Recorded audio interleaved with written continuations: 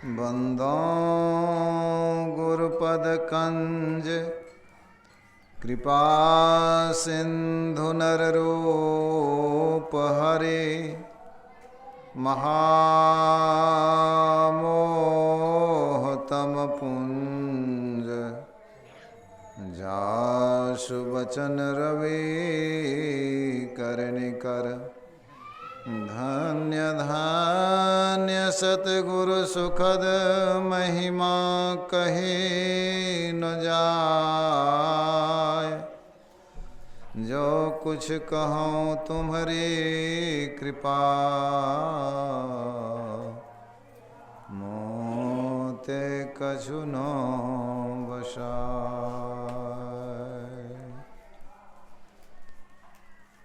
पूज्य गुरुजन परम आदरणीय धर्मानुरागी सज्जन वृंद, भक्तिमती माताओं एवं धर्मशीला बहनों,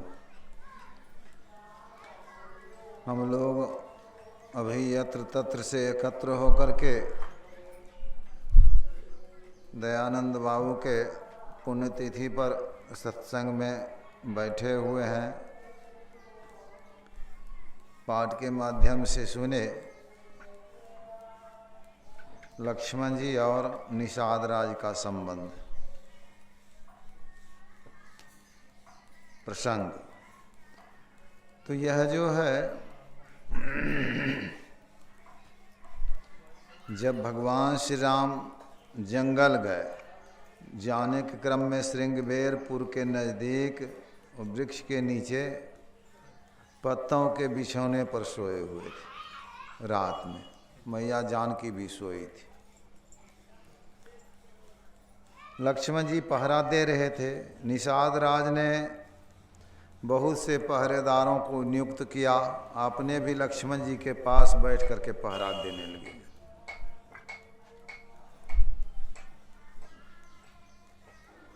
भगवान श्री राम को जमीन पर पत्तों के बिछौने पर सोए हुए वृक्ष के नीचे देख करके बड़ा दुख हुआ निषाद राज को। सोबत प्रभुहि निहारी निषादु भयऊ प्रेम बस विकल विषादु। उनके मन में बहुत दुख हुआ, विषाद हुआ। तन पुलकित जल लोचन बहाई, शरीर पुलकायमान है, आँखों से आंसू की धारा चलती है।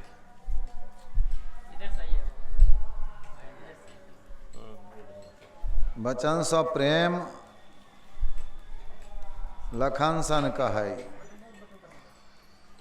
प्रेम पूर्वक वचन वे लक्ष्मण जी से कहते हैं। भूपति भवन सुबा सुहावा, राजा दशरथ का भवन सुंदर सुहावना है।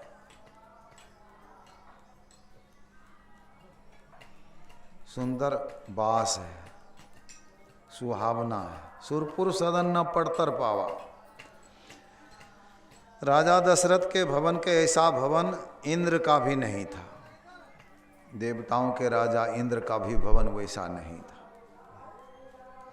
मणिमय रचित चार चौबारे, मणियों से जरा हुआ चौबारा।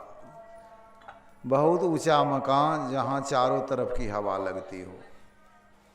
अभी तो बिजली पंखा चलाते हैं, लेकिन कितना दिन से यह है, बहुत कम दिनों से।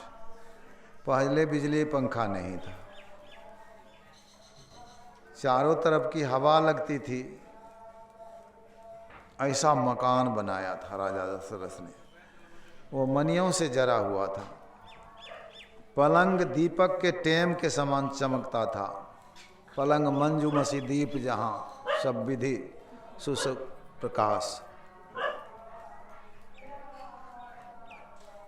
जहाँ भगवान श्री राम सोते थे, जिस बिछावन पर क्षीर फैन मृदु विशद बनाई। दूध का फैन जितना कोमल होता है, गाय भैंस दूहते हैं उस समय फैन उठता है, बड़ा कोमल होता है, उजला होता है। ऐसे बिछावन पर सोते थे। कितना बड़ा घर है, कितना सुंदर मकान है, कितना बढ़िया पलंग है, बिछावन है, लेकिन भाग्य क्या है? जमीन पर वृक्ष के नीचे पत्तों के बिछौने पर सोना। तो सोए हुए हैं। निषाद राज ने कह दिया कैकय नंदनी मंदमती, कठिन कुटिलपन किन्न जही रघुनंदन जानकी, सुख अवसर दुख दिन। सुख के अवसर में दुख दे दिया राम सीता को। किसने? तो कैकई ने। अब लक्ष्मण जी भगवान श्री राम के भाई हैं। जब कैकई ने वरदान मांगा राजा दशरथ से, 1 महीने से तैयारी चल रही थी, राज्याभिषेक की तैयारी, लेकिन रात भर में सारी बातें उल्टी पड़ गई। राज्याभिषेक होगा, लेकिन रात में ही बात बदल गई। भगवान श्री राम को वनवास हुआ, वनवास के लिए वे तैयार हो गए। लोग बड़े चिंतित हो गए। लोगों ने कहा काह सुनाई विधि काह सुनावा, काह दिखाई विधि काह दिखावा। राज तिलक की तैयारी हो रही थी, यह दिखाया था, सुनाया था राज तिलक होने वाला है, लेकिन अब तो बन जा रहे हैं भगवान श्री राम। यह दिखा दिया, सुना दिया। तो लक्ष्मण जी भी, सीता मैया तो भगवान श्री राम को विवश करके मैं भी चलूँगी, तो तैयार हो गई। लक्ष्मण जी ने कहा मैं भी चलूँगा। भगवान श्री राम ने कहा यहाँ भरत शत्रुघ्न घर में नहीं है, पिताजी मूर्छित हैं हमारे शोक में, माँ भी व्याकुल है, प्रजा व्याकुल है, गांव है, नगर है, परिवार है, राज्य है, माल खजाना है, इसकी रक्षा कौन करेगा? तुम रहो यहाँ, रक्षा करो। लक्ष्मण जी ने कहा मैं किसी को नहीं जानता हूँ आपके सिवा, ले चलिए तो ठीक, नहीं भी ले चलिए तो आपकी मर्जी। भगवान श्री राम ने देखा कि लक्ष्मण तो अपने शरीर से भी नाता तोड़ चुके हैं, अगर नहीं ले जाऊंगा तो शरीर का त्याग कर देंगे। तो विवश होकर के ले गए। अब देखिए लक्ष्मण जी ने भगवान श्री राम की सेवा के लिए पिता का त्याग किया, माँ का त्याग किया, घर का त्याग किया, संगी साथियों का भी त्याग किया, सबका त्याग कर दिया है। इतना तक कि लोग जिसको नहीं त्याग सकते हैं, माता पिता गांव घर, तो ये तो बहुत त्यागने वाले आजकल देखे जाते हैं, लेकिन जिसके साथ में कोर्ट मैरिज करेंगे उसको नहीं त्यागेंगे।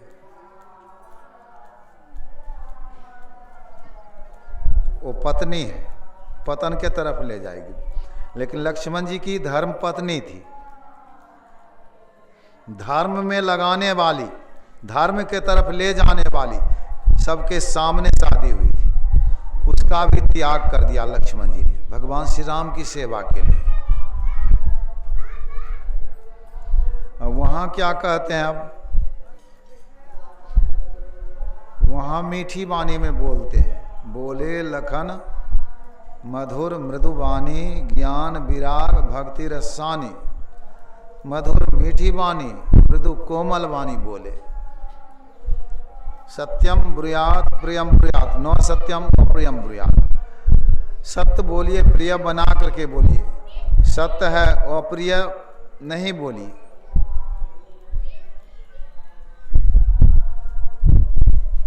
तो वहां पर लक्ष्मण जी कह देते हैं, काहू न को सुख दुख कर दाता, निज कृत करम भोग सुनु भ्राता। हे भाई, कोई किसी को सुख अथवा दुख देने वाला नहीं है, सब किसी को अपने ही कर्मों का फल भोगना पड़ता है। संत पलटू साहब की वाणी में है, अपनी अपनी करनी अपने अपने साथ, अपने अपने साथ करे सो आगे आवे, बाप के करनी बाप पूत के पूते पावे, जोरू का जोरू को फले, खसम का खसम को फलता। जोरू मतलब पत्नी, खसम मतलब पति।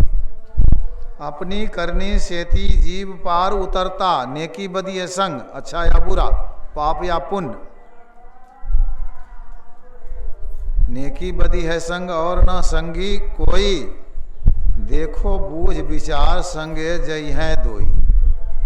पलटू पलटू करनी और का नहीं और के माथ, अपनी अपनी करनी अपने अपने साथ। भगवान श्री कृष्ण कहते हैं, कर्मण्ये भाधिकारस्ते मां फलेषु कदाचन। मनुष्य मात्र को कर्म करने का अधिकार है, फल क्या मिलेगा वह अपने अधिकार में नहीं। भगवान कहते हैं फल मैं देता हूं। अर्जुन तुम कर्म करो, फल तो मैं दूंगा। तुम्हारा कर्म है करना अभी युद्ध, युद्ध तुम करो। युद्ध में जीतोगे कि हारोगे वह तो हमारे हाथ में, वह तो फल तो मैं दूंगा।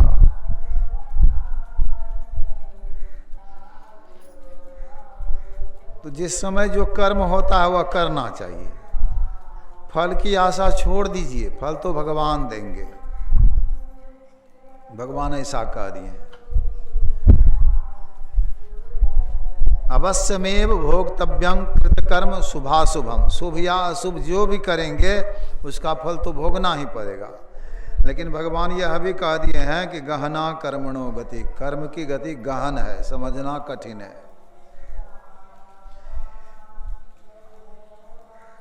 एक व्यक्ति एक दिन में एक खेत में आलू लगाता है, गेहूं बोता है, केले का गाछ लगाता है, आम का गाछ लगाता है, अखरोट का गाछ लगाता है। सबसे महंगा है अखरोट। अगर उसके बस की बात हो तो अखरोट ही पहले फल जाए, लेकिन ऐसा नहीं होता है, अखरोट पहले नहीं फलता है। पहले क्या होगा? आलू। 2-2.5 महीना में आलू उखाड़ लेते हैं, 5 महीना में गेहूं काटते हैं। केला 1 साल में फलता है। कितना खेती केले का यहाँ की है, बहुत, 1 साल में। आम 4-5 साल में फलता है, अखरोट 40 साल में फलता है। मान लीजिए कोई व्यक्ति 50 वर्ष के उम्र में अखरोट का गाछ लगाए, वह फल आएगा 90 वर्ष में। 90 वर्ष का जब होगा तो फल होगा, अखरोट में फल खाएगा। और 89 वर्ष के अंदर में अगर शरीर छूट गया तब तो फल तो खा नहीं सका, तो फल खाएगा। कैसे खाएगा? तो मनुष्य बन करके ही खाए सो कोई जरूरी बात नहीं है। अखरोट में भी कीड़ा होता है, कीड़ा बन के भी खा सकता है। एक कुत्ता है, हवाई जहाज पर चढ़ करके अमेरिका जाता है, उसका किया हुआ कर्म है। अमेरिका जा रहा, 50,000 रुपया लगता है अमेरिका जाने में, 50,000 रुपया टिकट। और वह जाता है कुत्ता। सब कुत्ता नहीं जा रहा है, दाने दाने के लिए, एक रोटी के लिए, आधी रोटी के लिए मुहताज है, भटकता फिरता है, भरपेट भोजन नहीं मिलता है। और एक कुत्ता है नौकर लगा हुआ टहलाने के लिए, साबुन लगाने के लिए, स्नान कराने के लिए। अमेरिका जाता है मालिक के साथ। तो वह भी दान पुण्य किया है। मान लीजिए शरीर छूट गया, इस जन्म में फल नहीं भोग सका, ध्यान भजन नहीं किया, दान पुण्य किया है, तो शरीर मिल गया कुत्ते का। तो कुत्ता बनना कौन चाहते हैं? अगर अभी कुत्ता कह दे, बैल कह दे, गधा कह दे, लोगों को कहते हैं ना या गधा है, बड़ा दुख होता है, हम गधा हैं, या बैल है बड़ा दुख होता है, या कुत्ता है बहुत दुख होता है, हम बैल हैं, गधा हैं, कुत्ता है। लेकिन वास्तविक कर्म देखिए क्या हो रहा है, कौन सा कर्म करते हैं।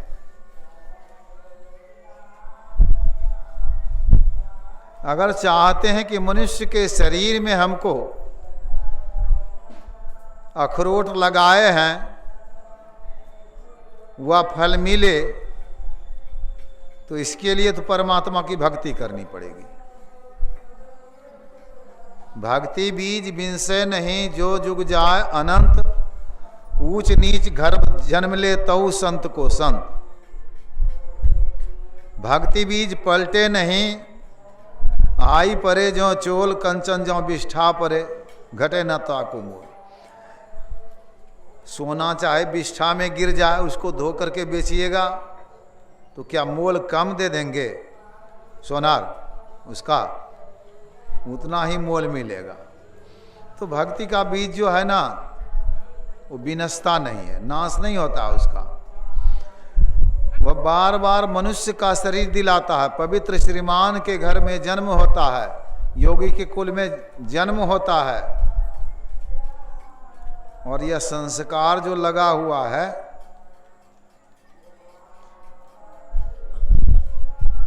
हम 12 साल के थे, हम 12 साल के उम्र से भजन कीर्तन में जाने लगे, बड़ा अच्छा लगता था हमको। मंगलवार को होता था काली स्थान में कीर्तन, बूढ़े लोग गाते थे, दादा चाचा, हम जाने लगे। रास्ता बहुत विकट, पीछे भी देखते थे कोई आ तो नहीं रहा है, क्या हो रहा है, ऐसा रास्ता विकट सब था। दूर से दूर तक चले जाते थे, माँ की बार बंद कर देती थी, ताला लगा देती थी, खाने को नहीं देती थी, पिताजी पीटते थे, फिर भी कहाँ छूटा जाना, कुछ भी किया लेकिन कीर्तन में तो जाते ही थे, छोड़े नहीं। यह संस्कार कहाँ से आया था? संस्कार पूर्व जन्म का है, पूर्व जन्म में कुछ किए थे, वह संस्कार लगा रहा, तो संस्कार लगा रहता है। जो शुरू कर देते हैं तो यह संस्कार नहीं छोड़ता है उनको। साधारण सी बात देखिए, सत्संगी पीछे बने हैं, तम्बाकू पहले खाना सीख लिया है, अब सत्संगी बन भी गए हैं तो तम्बाकू छूट रहा है? नहीं छूटता है। बहुत लोग सत्संगी, बहुत सत्संगी बूढ़े हो गए, तम्बाकू छूटा नहीं। संस्कार है, आदत लग गई है। तो जो भजन का अभ्यास लगाएंगे, आदत लगाएंगे, उसका कल्याण होगा, परम कल्याण होगा। तो या अच्छी आदत को डालिए, शुभ शुभ कर्मों को करिए, भजन करिए। सुकिरत कर ले नाम सुमर ले को जाने कल की। कबीर साहब कहे हैं सुकर्म करिए, सुंदर कर्म करिए, पुण्य करिए, पाप नहीं करिए। और सुकर्म के साथ में वो कह देते हैं नाम का भी सुमिरन करिए। नाम जपत कुष्टि भला, चुई चुई परे जो चाम, कंचन देख के ही काम का जा मुख नाही नाम। कबीर साहब तो ऐसा कह देते हैं कि खूब सुंदर शरीर है, नाम नहीं जपते हैं तो किस काम का वह शरीर है? उससे तो बढ़िया वही है, कुष्ठ हो गया है, चू चू करके चाम गिर रहा है, नाम जपता है तो वही बढ़िया है। नाम जपत दरिद्री भला, दरिद्र होकर के संसार में है। टूटी घर की छान, आप लोग भी जानते होंगे छान किसको कहा जाता है, घर का छान। पहले फूस का घर बनाते थे, 2 ठाठ बनाते थे, अलग अलग रहता था, और दोनों ठाठ को जोड़ते थे। जिस रस्सी से जोड़ते थे उसी रस्सी को छान कहा गया। रस्सी टूट गई तो दोनों ठाठ अलग। अब घर में ही बारिश होगी, चांद सूरज को देखिए, तारे को घरे से। ऐसा भी घर है, नाम जपता है तो ठीक है। कंचन मंदिर जार दे, सोने का महल है, जला दीजिए उसको, जहां गुरु भक्ति न जान। तो यह नाम जप करना चाहिए, भजन करना चाहिए। भजन करने के लिए ही शरीर मिला है। कर्म करिए, विचार करके करिए। कौन सा कर्म करें, कौन सा कर्म नहीं करें, कर्म का फल तो भोगना ही पड़ेगा। तत्कालिक भी कुछ कर्म होता है ऐसा कि तत्कालिक फल मिलता है। कुछ कर्मों का फल कुछ दिनों के बाद मिलता है, कुछ कर्मों का फल इस जन्म में नहीं मिलता है, एक जन्म के बाद। कुछ कर्म ऐसे होते हैं बहुत जन्मों के बाद मिलता है। युधिष्ठिर महाराज एक बार तो जुआ खेले थे, जिसमें द्रौपदी को हारे थे। फिर धृतराष्ट्र ने राजपाट सब लौटा दिया था। फिर जुआ खेलने की बात हुई, फिर से दोबारा जुआ खेला गया। शर्त रखा गया, जो हारेंगे 12 साल का वनवास होगा, 1 साल का अज्ञातवास होगा। तो जुआ खेले, हार गए तो 12 साल का वनवास हुआ, 1 साल का अज्ञातवास हुआ, जो कि विराट नगर में अज्ञातवास में थे। उस अज्ञातवास में युधिष्ठिर ने अपना नाम कंक रखा था। अलग अलग नाम रखा था। शैरेंद्री द्रौपदी जो थी वह शैरेंद्री नाम था उनका। वह भीम का नाम बल्लभ था, और ये बृहनाला के रूप में तो अर्जुन तो यह बृहनाला के रूप में, ना पुरुष ना स्त्री। उर्वशी का शाप लगा था 1 वर्ष के लिए। 5 भाई वहीं थे। भरी सभा में द्रौपदी को लात मारा कीचक ने, बेइज्जती हुई। पासा उठा करके माथे पर मारा युधिष्ठिर महाराज को विराट राज ने। जिनके बस में जरासंध को जब भीम ने मारा था, 84 राजा था जरासंध के बस में, सब इनके अंदर में था। युधिष्ठिर महाराज के अंदर में सब राजा, ये राजाओं के भी राजा थे युधिष्ठिर महाराज। एक दिन ऐसा हुआ कि विराट राज मारते हैं, उसके माथे में पासा उठा करके। वो खेलने के लिए सिखाते थे पासा, जुआ, युधिष्ठिर महाराज उनको। बताइए, यह सब बेइज्जती हुई। दुख का दिन देखना पड़ा एक जुआ खेलने पर। जुआ आजकल भी लोग खेलते हैं। जैसे युधिष्ठिर हार गए थे द्रौपदी को, वैसे ही नवादा जिले में एक जाति होते हैं भूमिहार, अपनी पत्नी को ही हार गया। जिससे हारा वो आ गया उसकी पत्नी को लेने के लिए, लेकिन गांव वाले सब वहां जुट गए और उसको फटकार करके भगाया वहां से। ऐसे सब लोग होते हैं, क्या कहा जाए।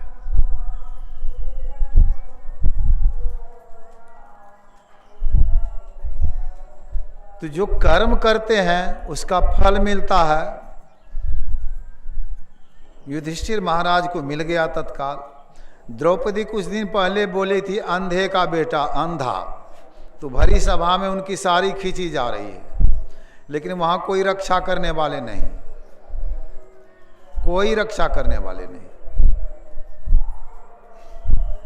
भीष्म पितामह द्रोणाचार्य कृपाचार्य, उनके 5 पति हैं, एक भी पति रहे वो दुर्बल रहे या निर्धन रहे, निस्सहाय रहे, तो जिंदाजी तो देखेगा नहीं। हाथ पैर अगर उनका खुला रहे तो लड़के मर जाएगा, देखेगा नहीं कि हमारी पत्नी को कोई निर्वस्त्र कर रहा मैं देखते रहूं, ऐसा नहीं।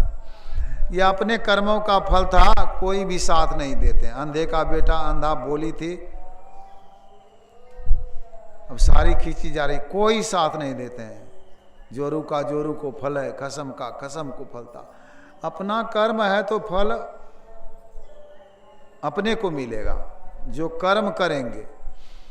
इसलिए कर्म तो करते हैं, मोह में आकर के पत्नी के लिए पुत्र के लिए झूठ बोलते हैं, बेईमानी कर लेते हैं, व्यापार करते हैं, बेईमानी भी कर लेते हैं, झूठ भी बोल करके ठग लेते हैं, बहुत कुछ होता है। लेकिन कर्म का फल तो ना पत्नी भोगेगी, ना पुत्र भोगेगा, ना पति भोगेंगे, ना माँ भोगेगी, ना पिता भोगेंगे, ना दादी भोगेगी, ना नानी भोगेगी, ना नाना भोगेंगे, ना दादा भोगेंगे, कोई नहीं भोगेंगे, ना नाती ना पोता। कर्म का फल उन्हीं को भोगना पड़ेगा जिन्होंने किया। द्रौपदी को कर्म का फल मिल रहा है और उस समय कोई साथ नहीं देते हैं। आखिर उनके कर्म का ही फल था। भगवान श्री कृष्ण की उंगली कट गई थी शिशुपाल के मारने के वक्त में। द्रौपदी नई साड़ी कीमती साड़ी पहनी थी,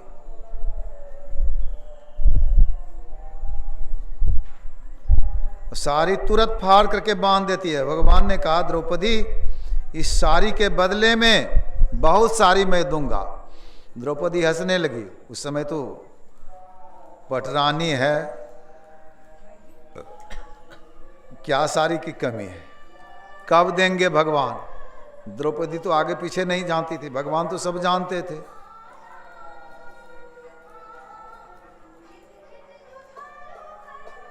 तो द्रौपदी पुकारने लगी भगवान को। भगवान ने इतने साड़ी दी, भगवान ही साड़ी के रूप में आ गए। चर अचर रूप सर्वगत सर्वदा बसत इति वासना धूप दीजिए।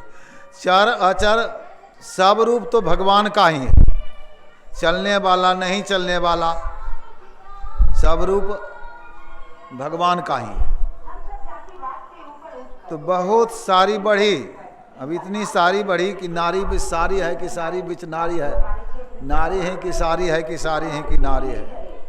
अब घर घर में विकास का दीप जलाना है, अब घर घर में विकास का दीप जलाना है, सबको सम्मान और अधिकार दिलाना है, योजनाओं का लाभ घर घर पहुंचाना तो है। अपने ही कर्मों का फल द्रौपदी को अब सारी बढ़ गई, वह भी मिला। एक कर्म है जो दुख दे रहा है, एक कर्म है जो सुख दे रहा है, तो अपना ही किया हुआ कर्म है।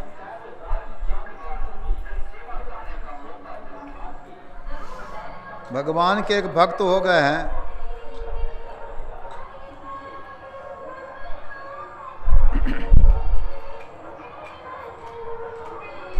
मुस्लिम जाति के थे, सदन कसाई। तो सदन कसाई भगवान के भक्त हैं। सदन कसाई ऐसे भक्त थे, एक शालिग्राम पत्थर रखे थे। वो काटते तो नहीं थे बकरे को, लेकिन काटा हुआ बकरा ले करके मांस वो बेचते थे। और शालिग्राम पत्थर से, एक ही पत्थर था, कोई पाव भर मांगे तो उसको दे दे एक धारा, एक बार में पाव भर हो गया। कोई 1 किलो मांगे तो 1 धारा उसी पत्थर से 1 किलो हो जाता था। कोई 5 किलो मांगे तो 1 धारा। एक ब्राह्मण ने देखा कि शालिग्राम का पत्थर है, इसकी तो पूजा होती है, और ये तो मांस बेचते हैं इससे। का सदन किसी दूसरे पत्थर से नाप लेना या पत्थर हमको दे दो, हम पूजा करेंगे। कहा ले जाइए। ले गया, पूजा घर में रखा, फूल बेलपात जल अच्छा धूप दीप चंदन चढ़ाया, पूजा किया। रात में स्वप्न देखा पुजारी ने कि सदन के यहाँ तो हम झूला पर झूलते थे, तुम यहाँ ला करके हमको बैठा दिया है, हमको वहीं पहुंचा दो तराजू पर। जाके वहीं पहुंचा दिया। बड़े भक्त थे सदन। जाति धर्म था इसलिए वे मांस बेचते थे, बल्कि ऐसा नहीं करते थे, काटते नहीं थे जीवों को, बेचते थे। वो जा रहे थे जगन्नाथपुरी। जगन्नाथपुरी जाने के क्रम में रात हो गई। रात हो गई तो किसी गृहस्थ के यहां जा करके रह गए।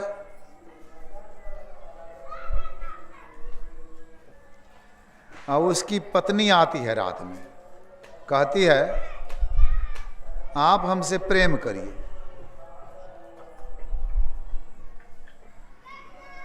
तो ये तो भक्त थे, तैयार नहीं हुए। तो उनके मन में हुआ कि हमारे पति हैं इसलिए डर रहे हैं। तो जा करके पति को काट दिया। तब आती है कि अब ले चलिए हमको, प्रेम करिए हमसे, शादी कर लीजिए हमसे। तो ये फिर भी तैयार नहीं हुए। तो वह शोर करने लगी, दौड़ो दौड़ो पहरुदार अतिथि मोर पति को मार।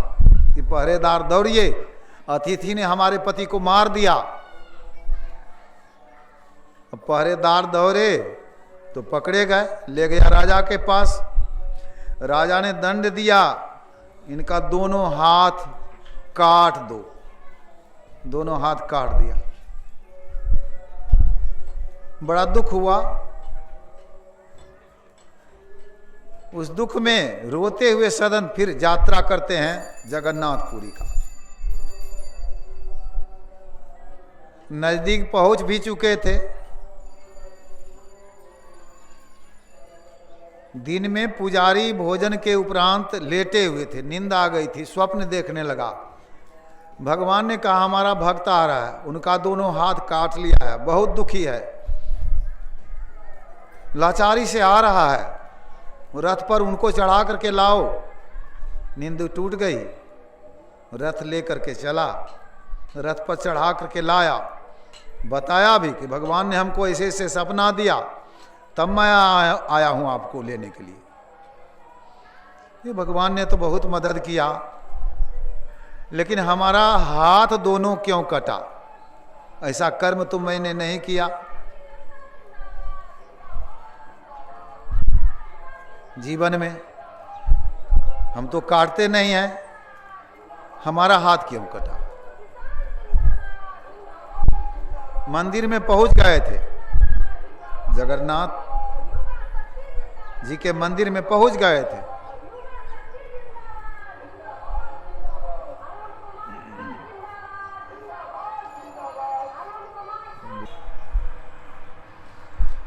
मन में विचार हुआ तो आकाशवाणी हुई मंदिर में कि पिछले जन्म में तुम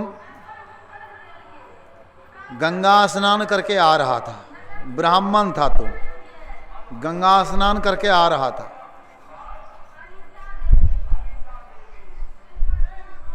एक गाय कसाई के हाथ से छूट करके भागी जा रही थी।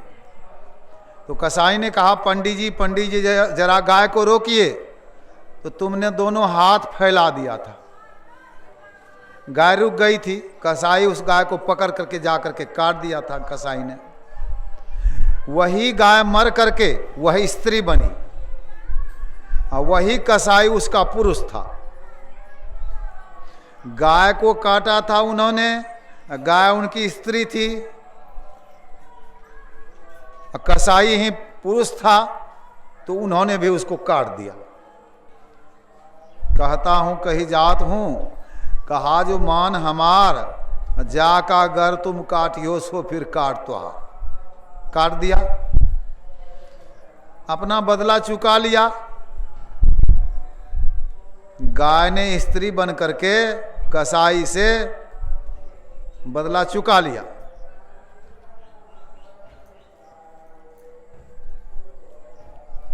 अब तुमने हाथ फैलाया था ना, इसलिए गाय रुकी थी, तो तुम्हारा हाथ इसीलिए कटा। ये पिछले जन्म की कमाई है। तो कर्म जब करते हैं, किसी जीवों को काटते हैं, यहां तो लगता है कि बहुत बढ़िया करते हैं, और कर्म का फल जब मिलेगा तब बहुत बुरा लगेगा। बुरे कर्मों का फल जो होता है न, तुरंत दूहे दूध के समान फट नहीं जाता है, राग से ढकी हुई अग्नि के समान मूर्खों का पीछा करता है। हमारे गांव में आग लगी थी, एक बच्चा जल गया, कुत्ता भी जल गया। फोन किया भागलपुर, गाड़ी आई, आग बुझाने वाली आग बुझा के चली गई। एक दिन के बाद पछिया हवा चली, राख उड़ गया, फिर धौ धौ वहाँ पर लहरने लगा। उसी का तो जला ही था, कुछ घर जो फूसका था कुछ दब गया था, आग भीतर में है, ऊपर से पानी ने दबा दिया उसको, लेकिन राख के तर में वहाँ आग है। हवा लगने के कारण राख उड़ गया, आग जलने लगी। पुण्य के तर में पाप दबा हुआ है, एक ना एक दिन फल देगा। विश्व पिताम्बर सरसैया पर है। भगवान श्री कृष्ण से उन्होंने कहा कि मैं 100 जन्म की बात जानता हूं, मैंने ऐसा कर्म कभी नहीं किया, यह दिन क्यों देखना पड़ रहा है हमको। भगवान ने कहा 101 जन्म की बात जानते हैं? कहा नहीं।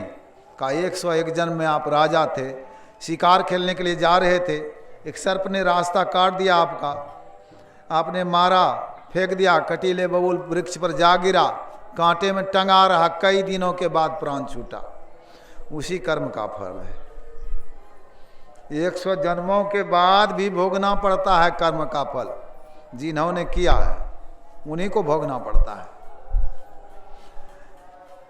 यह नहीं कि 2 घटाओ 2 बराबर 0, ऐसा नहीं होता है। पुण्य करेंगे तो पुण्य का फल अलग मिलेगा, पाप करेंगे तो पाप का फल अलग मिलेगा, लेकिन मिलेगा वह जरूर। इसलिए करे बुराई सुख चाहे, कैसे पावे को, रोपे पेड़ बबूल का, आम कहाँते हो। आम नहीं हो जाएगा, बबूल का पेड़ रोपे हैं। जो भी बीज बोएंगे वही फल आएगा। कितना गुना आएगा मत कहिए, कितना गुना आएगा। एक आम की गुठली लगा देते हैं तो कितना साल खाते हैं, वृक्ष बन गया तो कुछ कर्म है। एक बीज बोते हैं मकई का तो एक भुट्टा हो गया, कितना आ गया बीज, उसमें कितना दाना हो गया। तो यह कर्म होते रहता है। कर्म मन से भी करते हैं, वचन से भी करते हैं, कर्म के द्वारा भी करते हैं। क्रियमान होता है कर्म, संचित होता है कर्म, प्रारब्ध होता है कर्म। क्रियमान अभी जो कर रहे हैं इसको क्रियमान कहा जा रहा है। अभी आलू लगा रहे हैं, मकई बोएंगे, गेहूं बोएंगे, समय है। लेकिन धान पहले बोए थे, धान काट रहे हैं, धान काटने का समय आ गया। पहले जो कर्म किए थे उसका फल मिल रहा है। वह संचित होगा। धान धर देंगे खेत में, संचित हो गया। और संचित ठेक में धरे, कोठी में धरे, उससे निकाल करके जो खाएंगे वही प्रारब्ध है। प्रारब्ध कहिए या भाग्य कहिए। भाग्य को ही प्रारब्ध कहा जाता है, प्रारब्ध को ही भाग्य कहा जाता है। प्रावाचिक शब्द है। पहले प्रारब्ध रचा पीछे रचा शरीर, तुलसी चिंता क्यों करे भज लीजिए रघुवीर। तुलसीदास जी कहते हैं पहले तो प्रारब्ध आपका बन गया है, शरीर तो पीछे बना है, इसलिए चिंता नहीं करिए, रघुवीर का राम का भजन करिए, राम का भजन करिए। सुख संपत्ति परिवार बढ़ाई, लिखी तेरे साथ पठाया। सुख संपत्ति परिवार बढ़ाई, लिखी तेरे साथ पठाया। जो लिखा है वह पहले लिखा जा चुका है। तो जो पहले से लिखा हुआ है वही हो जाता है। मुनि वशिष्ठ सो पंडित ज्ञानी शोधी के लगन धरी, सीता हरण मरण दशरथ को, वन में विपत्ति परी, कर्म गति टारे नाही टरे। सूरदास जी कहते हैं भावी काहू से न टरे। हम जो करेंगे वह मिलेगा, तो इसलिए विचार करके कर्म करना चाहिए। क्या कर्म करें नहीं करें। एक थे पाप बुद्धि और एक धर्म बुद्धि, दोनों मित्र थे। और दोनों मित्र,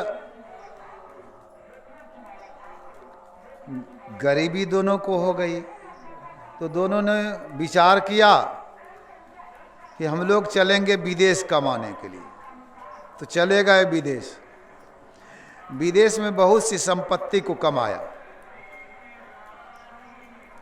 फिर अपने घर को चले। चलते चलते रात हो गई और उस समय चोरी का बहुत डर रहता था, चोरों का। और रुपया जो होता था भारी वाला, चांदी का रुपया, सिक्का, तो बहुत रुपया लेकर के आ रहे थे। रात हो गई। गांव के नज़दीक पहुंचते पहुंचते तो पाप बुद्धि ने कहा मित्र, गांव में जाओगे, चोरों को अगर मालूम हो जाएगा, डाकू को मालूम हो जाएगा, लूट करके ले जाएगा, चोरी करके ले जाएगा, ऐसा करो कि गड्ढा खोद करके यहीं पर गाड़ दो। हमको काम लगेगा तो तुमको मैं कहूँगा जा करके, उखाड़ूंगा आ करके, और तुमको काम लगे तो हमको कहना, उखाड़ेंगे दोनों मिल करके, फिर बांटेंगे। कहा ठीक कहते हो, गड्ढा खोद के गाड़ दो। तो गड्ढा खोद करके गाड़ दिया वहीं पर रुपये को। दोनों अपने अपने घर में गया। दूसरी रात में वह जो पाप बुद्धि था जा करके उखाड़ लिया रुपया। उखाड़ करके जैसे था वैसे ढक दिया, फिर चलाया लेकर के। एक दो दिन के बाद कहा मित्र, हमको अमुक काम लग गया, चलो रुपया उखाड़ेंगे।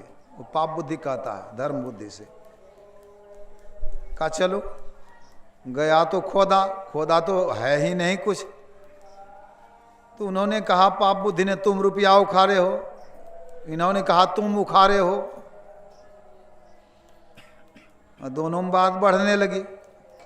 तुम उखाड़े हो, तुम उखाड़े हो। पंचायत का राज था। अभी देखते हैं मुखिया सरपंच क्या क्या बनने जा रहे हैं, किनको बनाएंगे। नारी घर की लक्ष्मी है, लेकिन अभी तो बाहरे में घुमा रहे हैं। घर की लक्ष्मी ना है। तुलसीदास जी लिखे हैं जिमी स्वतंत्र भय बिगरही नारी। लेकिन आजकल पुरुष को पद नहीं दिया जा रहा मुखिया सरपंच का, नारी को दिया जा रहा है। सरकार कैसी है जरा विचारिए। सब सीता माँ बन जाएगी क्या? सीता माँ तो सीता माँ थी, रावण ले गए, फिर भी अपने धर्म को बचा करके रखी थी। सब सीता माँ नहीं बन जाएगी। उसको तो घर की चीज है, लेकिन सरकार ही ऐसी है अभी की। काम तो पुरुष ही करते हैं, नारी को सिर्फ दे दिया गया है, दस्तखत करेगी वो, लेकिन काम तो पुरुष ही सब करेंगे। तो पुरुष को ही क्यों नहीं बनाया जाए?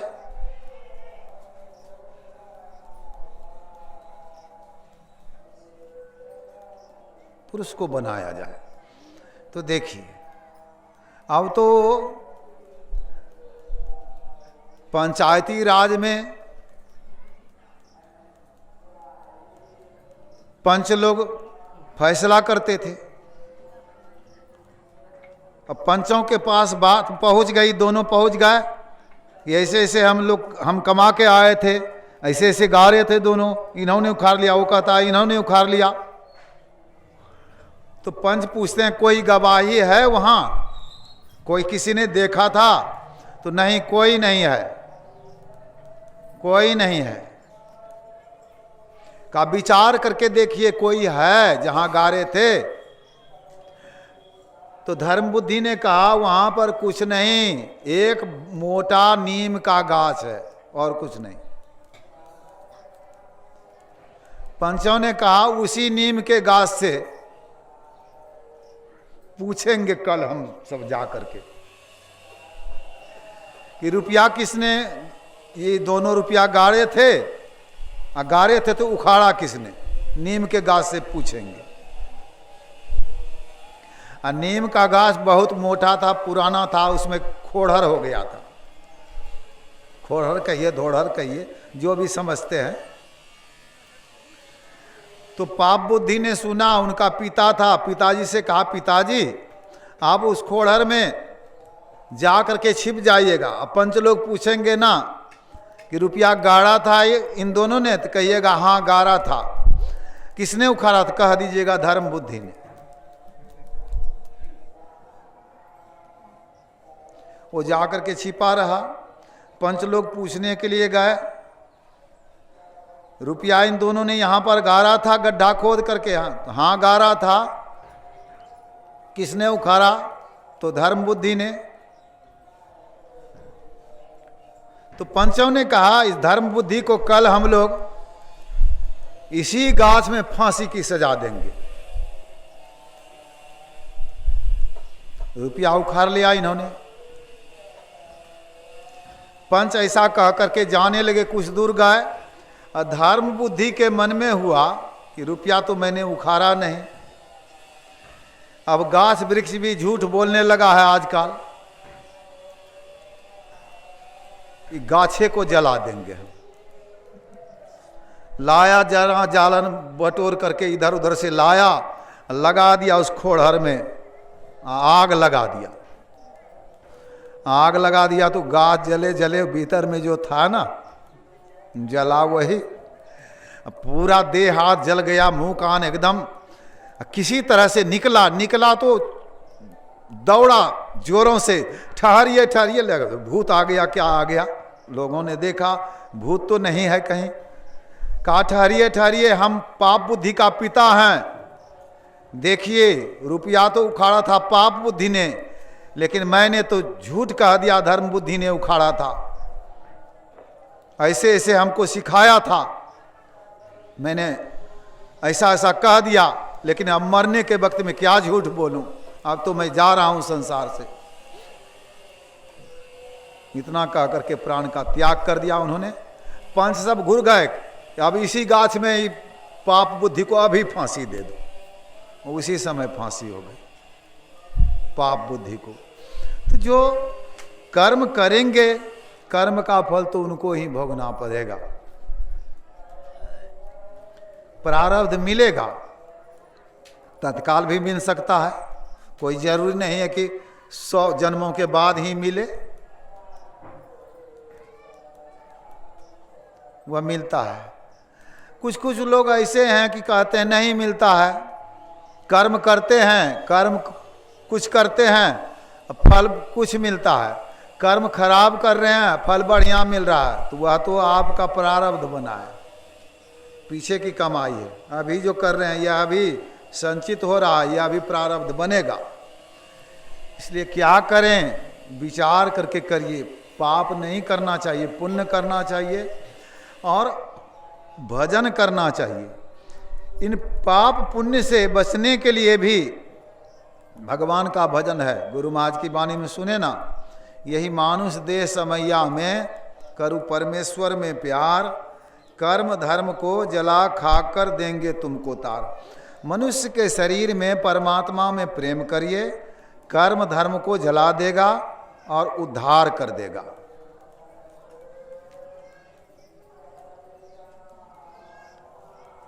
अगर ध्यान करते हैं, परमात्मा में प्रेम करते हैं, यदि शैल समम पापम विस्तीर्णम बहुयोजनम भेद्यते ध्यान योगेन नान्यो भेदः कदाचनो। कई योजन तक पहाड़ के समान फैला हुआ पाप अगर है तो वह ध्यान योग से जल जाता है। ब्रह्म हत्या सहस्राणि भ्रूण हत्या शतानि च एतानि ध्यान योगस्य देहाती अग्निरिवेंधनम। जैसे ईंधन लकड़ी का ढेर है, उसमें आग लगा दीजिए, सब लकड़ी जल जाएगी। तो सारे पापों को जलाने वाला है ध्यान योग। लेकिन ध्यान के संबंध में हम सुबह बताए हैं, अष्टांग योग में पतंजलि मुनि ने 7वां अंग ध्यान को कहा है। ध्यान बनेगा तब ना, ध्यान नहीं बना तब जो पाप करते रहेंगे ध्यान नहीं बनेगा उनसे। झूठ बोलते रहेंगे ध्यान नहीं बनेगा। क्रियामान में पाप को छोड़िए, प्रारब्ध वाला पाप जलेगा, संचित वाला जलेगा। अब प्रारब्ध वाला जीवन बन गया है, भगवान श्री राम को भोगना पड़ा, भगवान श्री कृष्ण आए उनको भी भोगना पड़ा। मारा था बाली को छिप करके, बाली जरा नाम का व्याधा बना। महाभारत के युद्ध में भगवान के शरीर में करोड़ों बाण लगा, लेकिन वह बाण उसी तरह समा गया शरीर में जैसे कि समुद्र में वर्षा का बूंद। लेकिन अपने में लड़ करके भगवान कृष्ण के पुत्र पोता मर गए। 1,80,000 पुत्र था भगवान श्री कृष्ण को, सब मर गया, पोता मर गया, सब अपने में लड़ करके। भगवान वृक्ष के नीचे जंगल में पांव पर पांव दे करके लेटे हुए थे। व्याधा ने दूर से देखा, उनको लगा कि लाल लाल भगवान का तलवार लाल था। उनको लगा कि कोई मृगा है, थक करके दौड़ करके आया है, जीव निकाल रहा है, लाल लगता है, तो मार दिया बाण, भगवान के तलवे में लग गया, पांव में लग गया। दौड़ करके आया मृगा को पकड़ने के लिए, देखा भगवान है, बहुत दुखी हुआ व्याधा कि प्रभु यह तो मैं अनजान में आपको बांध मार दिया। कहा नहीं, अनजान में नहीं मारा तुमने, मैंने भी तुमको मारा था पिछले जन्म में, तुम बाली था, मैंने छिप करके तुमको बाण मारा था, मैं राम था उस समय। उसी कर्म का फल हमको मिला और इसी के कारण से हमको जाना भी है संसार से। कोई तो प्रारब्ध बनेगा ना जाने का, कोई कर्म बनेगा, जब जाना है तो कुछ होगा। तो भगवान ने शरीर का त्याग कर दिया। देखिए भगवान स्वयं दिखाते हैं कि हमको भी कर्म का फल मिलता है। भगवान बुद्ध थे, भगवान बुद्ध के एक शिष्य थे महामोदगल्यायन। ध्यान में बैठे हुए थे, डाकू आया, इतना मार मारा कि हड्डी तोड़ दिया, आंख फोड़ दिया।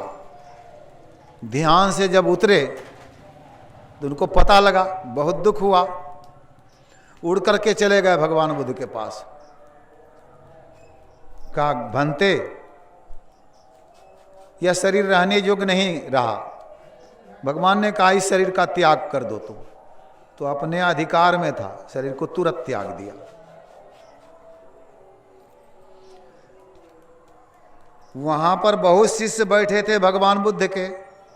उन्होंने देखा, कहा, इतने बड़े योगी थे, महात्मा थे, साधु थे, भिक्षु थे, और ऐसा फल क्यों मिला इनको? इनके हड्डी हड्डी को तोड़ दिया, आंख फोड़ दिया। तो भगवान बुद्ध ने कहा, एक जन्म में इन्होंने अपने माता पिता को जंगल में छोड़ दिया था, वहां बाघ सिंह उसको मार करके फाड़ करके खा गए थे।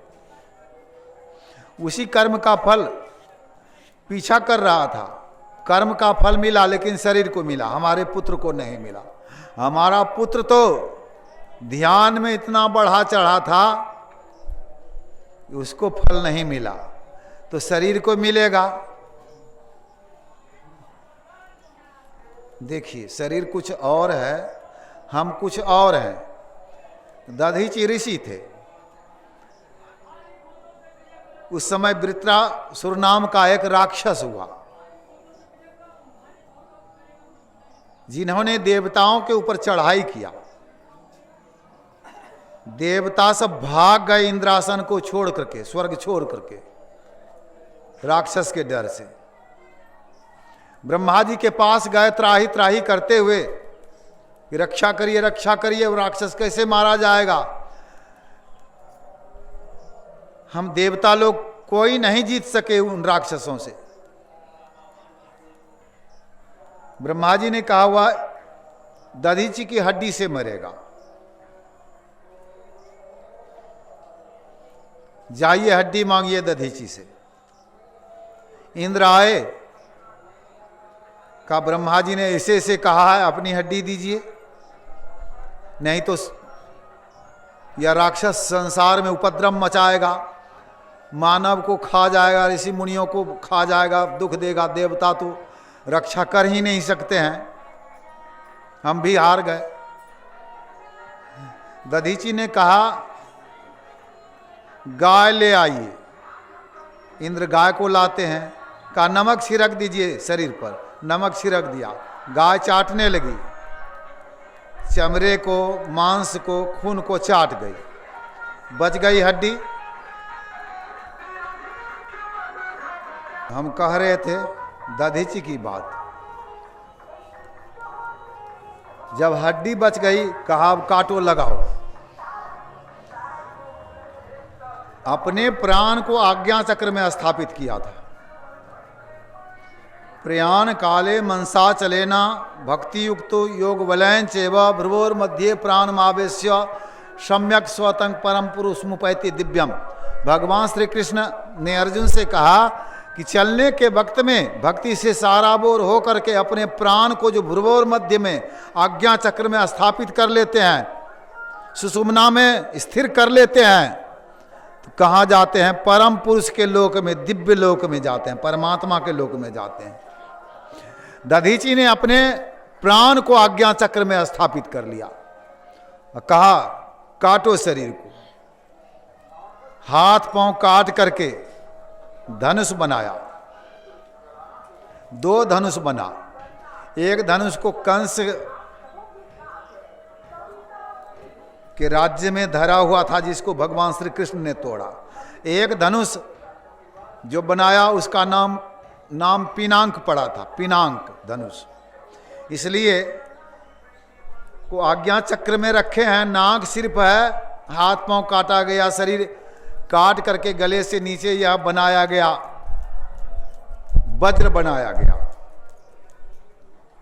अब सब कुछ काट दिए हैं, फिर भी कह रहे हैं इसको काटो, उसको काटो, यह लगाओ। भगवान श्री राम का धनुष देखे होंगे, घुमा हुआ रहता, अंतिम में देखे हैं, मुठ घुमा हुआ। वह जब कम गया तो दधीची ने कहा अब नाक की हड्डी काट करके इसमें लगा दो, मैं चला। इतना तक बोल रहे हैं, कोई दुख नहीं, कोई तकलीफ नहीं। तो नाक की हड्डी काट करके उसमें लगा दिया गया धनुष में। उस धनुष का नाम पड़ा पिनाक धनुष। नहीं सुनने सा, उसका नाम पड़ा, नाक की हड्डी लगी थी इसलिए पिनाक धनुष। और उस धनुष को राजा जनक के यहाँ था, शिव जी का धनुष था वह। शिव जी ने परशुराम को दिया था और परशुराम जी ने राजा जनक के राज में धर दिया था। सहस्त्रार्जुन को मारने के बाद धर दिया था धनुष। उसी धनुष को भगवान श्री राम ने तोड़ा जनकपुर में। तो देखिए यह जो है साधन भजन जिन्होंने कर लिया, काटते रहा, कोई तकलीफ हुई उनको, कोई दुख हुआ उनको, अपने प्राण को आज्ञा चक्र में स्थापित कर लिया है।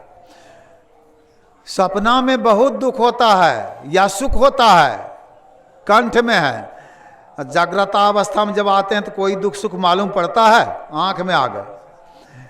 जिन्होंने अपने जीव को ऊपर ले गया मस्तिष्क में, तुरीयावस्था में, उस शरीर को काटे या कुछ करे, उसको दुख सुख नहीं होगा। तो यह ध्यान के द्वारा अपने जीव को ऊपर ले जाया जाता है। यह नहीं कि हम भक्ति करते हैं। भक्ति क्या करते हैं? भक्ति गाने के लिए यहाँ भक्ति थोड़े होती है, भगत लोग गाते हैं, भगत लोग भक्ति गाते हैं, वो भक्ति यहाँ नहीं है। यहाँ तो ध्यान की बात बताई जाती है। ध्यान के माध्यम से सारे कर्मों से छुटकारा मिलता है।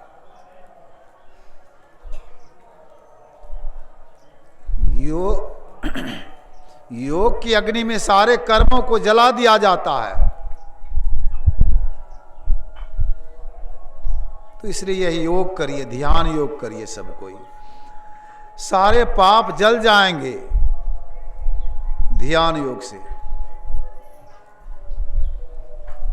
कितना भी पाप रहे बड़ा, मुहूर्त मपि योग अच्छे नासाग्रे मनसासह सर्वंग तरती पापानांग तस्य जन्म शतार्जितम। 100 जन्मों का पाप क्यों नहीं हो, एक मुहूर्त जो नासाग्र में अपने आप को रोक लेते हैं। मुहूर्त कितना देर का होता है? ब्रह्म मुहूर्त जानते हैं? ब्रह्म मुहूर्त कितना समय होता है? ब्रह्म मुहूर्त में ध्यान करना चाहिए। कितना देर का होता है?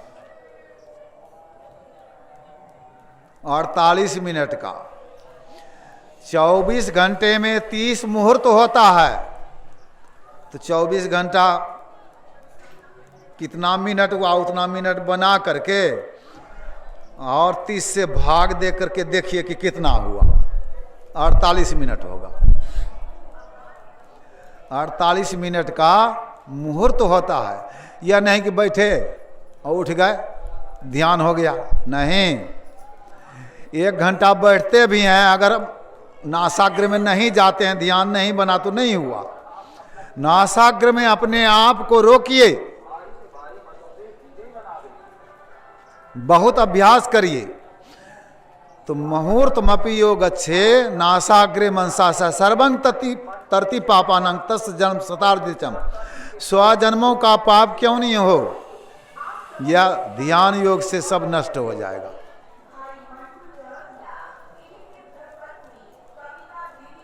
परमात्मा का दर्शन होगा तब तो भगवान श्री राम के हैं सन्मुख हो जीव जब हम ही जन्म कोटि अघनासों तभी। जीव जब हमारे सन्मुख आ जाता है तो करोड़ों जन्मों के पापों से मैं उसको मुक्त कर देता हूं। यह भगवान श्री राम की वाणी है, सुंदरकांड में है।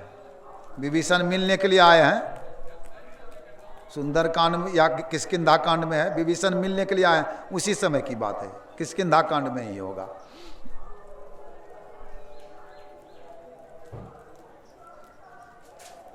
या पीछे आए, सुंदरकांड की बात है। हाँ, विभीषण तो पीछे मिले हैं ना, हनुमान जी आ गए हैं, सुंदरकांड है, विभीषण तो पीछे मिले हैं, सुंदरकांड की बात है। तो देखिए,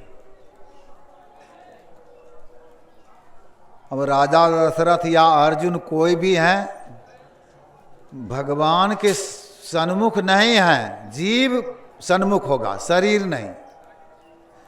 यहां तो शरीर सन्मुख में आया, शरीर सन्मुख में आ जाए, शरीर देखिए भगवान श्री राम का शरीर है, सीता मैया है। रावण का क्या हाल हुआ सीता मैया को देख करके, और सुपनेखा का क्या हाल हो गया भगवान श्री राम को देख करके। देखिए काम वासना उत्पन्न हो गया। तो यह सब शरीर को देख करके, लेकिन वही जीव अगर परमात्मा को देख ले तो पाप की वृत्ति क्या, कोई पाप रहेगा ही नहीं, सारा पाप जल जाएगा।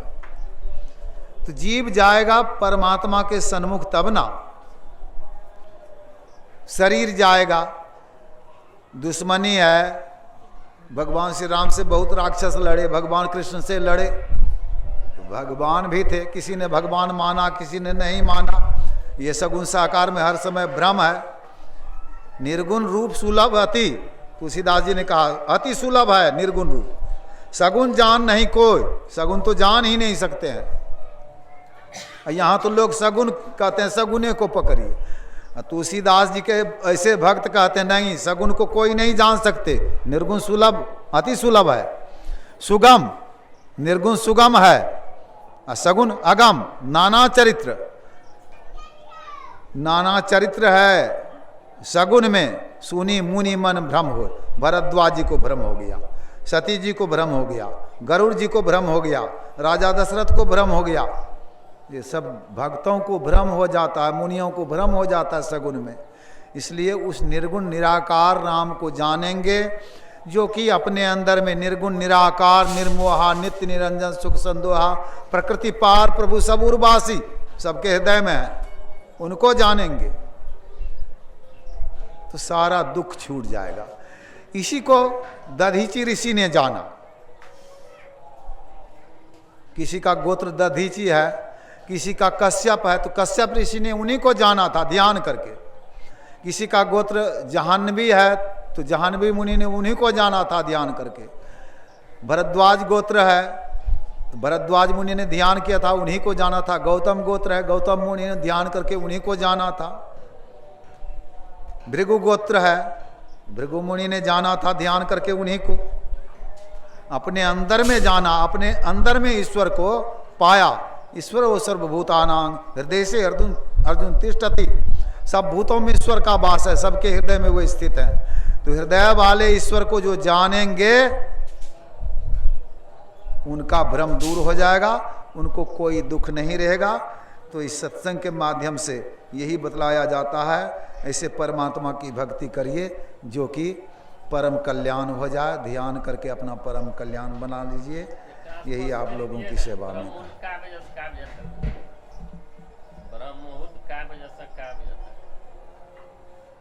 गुरु महाराज तो बताए 3 से 4 के बीच में ब्रह्म मुहूर्त। ध्यान आपको बताया गया कि नहीं बताया गया है? वही तो सब कोई दीक्षित जितना है उसको बताया गया 3 बजे से 4 बजे तक ब्रह्म मुहूर्त, बस 48 मिनट का उसी बीच में हो गया। अब उसी बीच में 1 घंटा बैठिए ध्यान करिए सब कुछ।